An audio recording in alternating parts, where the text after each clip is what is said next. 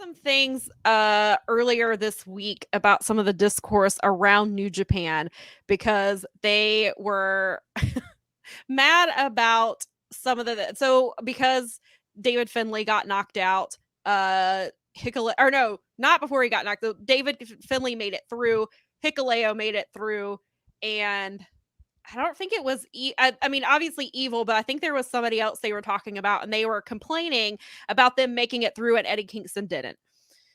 And so it became this whole New Japan is regressing because of this. When if you watch, so I get some people only watch BOSJ, G1, Wrestle Kingdom, and like the big stuff, and so they don't pay attention in between.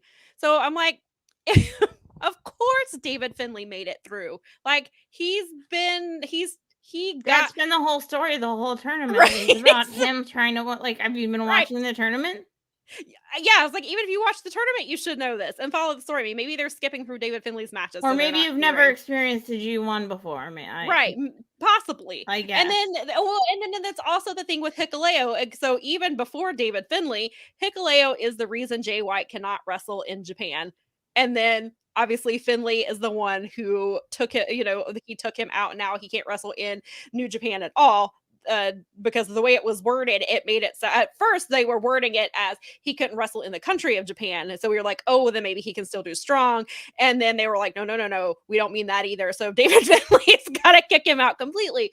So it's like, those are the stories. And Mel and I have said many times, like, they have to do something with Hikuleo. Like, you can't have him kick out their biggest star and then do nothing with him, because they did. They took him off TV for a while. He had the strong title for like 5 whole minutes, and then they didn't do anything with him. So it was like, you have to do something with Hikuleo. And so it made sense that he made it into the final 8. And it was the story with David Finlay as well. Like, that's why he made it into the final 8. And I'm not surprised. Of course, I would have loved to see Eddie in the top 8. But the point of one it's hard. It's brutal. Most first timers don't go very far into the competition, and so it's not saying that that Eddie Kingston's not good enough to make it to the top 8. Their point is, it is hard for any wrestler, no matter how good they are, to make it in the final 8, let alone all the way to the end. And so of course I would have loved to see Eddie go further, but I wasn't 100. I mean, I would have liked to see him at least make it top 8, but for the stories that the New Japan is telling, and they will continue to tell once the G1 is over, everything that happened made sense. And I don't necessarily like seeing Evil as far as he got, but House of Torture is viewed differently by Japanese fans than it is by American fans. And they're not booking directly they're not booking to sell out houses in America. They're booking to sell out houses in Japan.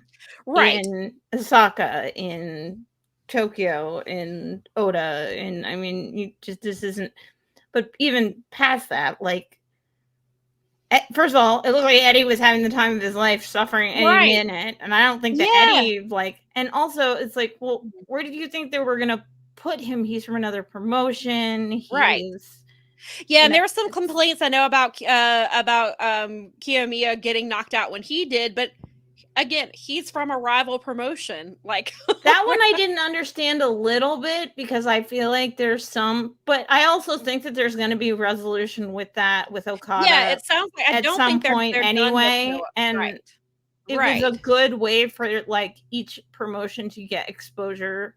Yeah. Right, which I think is the whole point. They're doing more crossover events, and so just like with Eddie, those two people were kind of like, they were flag bearers for their promotion. Yeah, right. Yeah, and I don't think. I mean, I felt like even. I mean, Dave was a little hard on. Well, they should have gone further because it wasn't. This, and I'm like, nah, because I think those people got way more exposure than you think. They did the G1. Yeah. People are going to be interested in their conclusions. Mm-hmm. Your guys are, like, the New Japan guys are probably going to go over to those promotions as well. So, and it's like helping to familiarize people with the idea of outsiders coming in. Sure. Yeah. And in my opinion, I didn't see it as a, Go ahead and read Brad. Yeah, so Brad says Kiyomiya being knocked out is on Noah for not making sure their talent is better protected, not on Gato and New Japan. Yeah, I think that's fair. Yeah, and we don't know how much input they had and things like that, but I've seen that argument from a couple of people. And yeah, so that's not on. And he still, I mean, maybe he should have made it to the final 8 at least, or gotten a little bit further, but I mean, that's not, I don't think that I guess people assumed they were going to do Kiyomiya versus Okada in the finals or something, or in the semifinals, but that was never going to happen. That to me is more of a, I mean, that would be like a New Japan Cup thing, not right. a... And even Colin said that he thought maybe it was going to happen at Wrestle Kingdom. See, to me, that's more likely. That would, right. That makes more sense because, I would assume, and again, and Sam doesn't know the results for today. Yes, I was just about to say, again, for people if you came in late, I have not watched the final. I have been avoiding everything as much as possible. So just, know. Be but quiet. The idea is, I would say that this is like, it made sense to me and it makes sense to me. And I feel the same way. So it's about that stuff and about the like kids, right? About the fact that the kids didn't get out of the blocks and they weren't, and they're not using Yota Tsuji. Yeah. And of course, I said in the beginning, I wanted Tsuji to win the whole thing. I knew that he most likely wouldn't. It would have been a cool story, but they're still learning. Of course, they didn't go, they struggled. People are acting like because he didn't get to the final 8 or because he didn't get to the finals or because he didn't win it. People are acting like New Japan completely missed the boat on Tsuji. They've completely blown it and they're not capitalizing on his like his charisma at all. And I'm like, are we watching? Are you experienced New Japan watchers? Like, even Dave pissed me off with this week because he was saying things like that. And I'm like, hold on. That's not correct. This was clearly a rebuilding tournament. This was about, and it's introducing the younger guys, and those guys got over a ton, whether they won or lost, and it was great. Exactly, because people are gonna walk in here. You want to WWE this shit and have them walk right in here and just win the tournament? Yeah, that's not how this goes. All the stories that have been building, and all the other people, and all the things going on between LIJ and House of Torture and United Kingdom, and you want all that storytelling to go out the window for 3 new kids for no reason.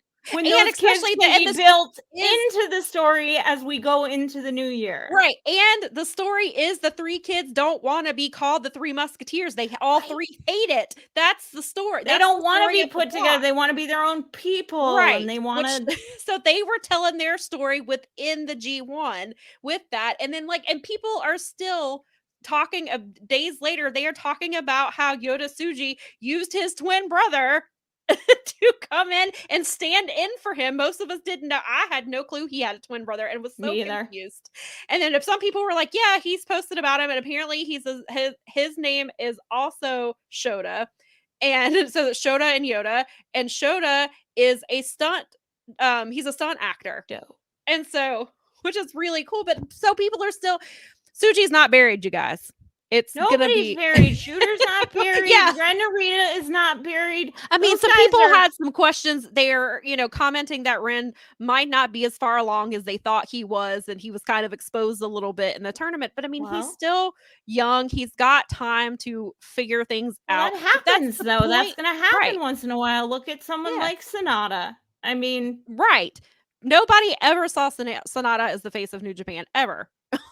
And now it's like we're not sure if he really is succeeding as the face of Japan. And it appears that that's a lot of non-Japanese fans who are thinking that, because apparently the Japanese, from what I've read, a lot of the Japanese fans do love him. Of course, that you can't. Of course, that's going to be with not all Japanese fans love him, but apparently he's gotten over more in Japan than he has in for people who watch, American fans and, European fans and things like that. So, and sometimes it just doesn't work. I mean, obviously we look at Evil that did not work out. But Evil was a mess, so Sonata is nothing. And part of that is because of the pandemic. The timing of his booking was awful, and they did the best they could. And so I guess it works in what they're doing with him now. And he gets a ton of reaction when he comes out. I mean, obviously they're booing him and they're they're responding the way that you want. I mean, he's got a major they all have major heel heat. I know for a lot of us it's go away heat because I don't really care for them either. But the Japanese fans seem to be responding to them. And so, Well, if they're selling tickets, that's all that matters.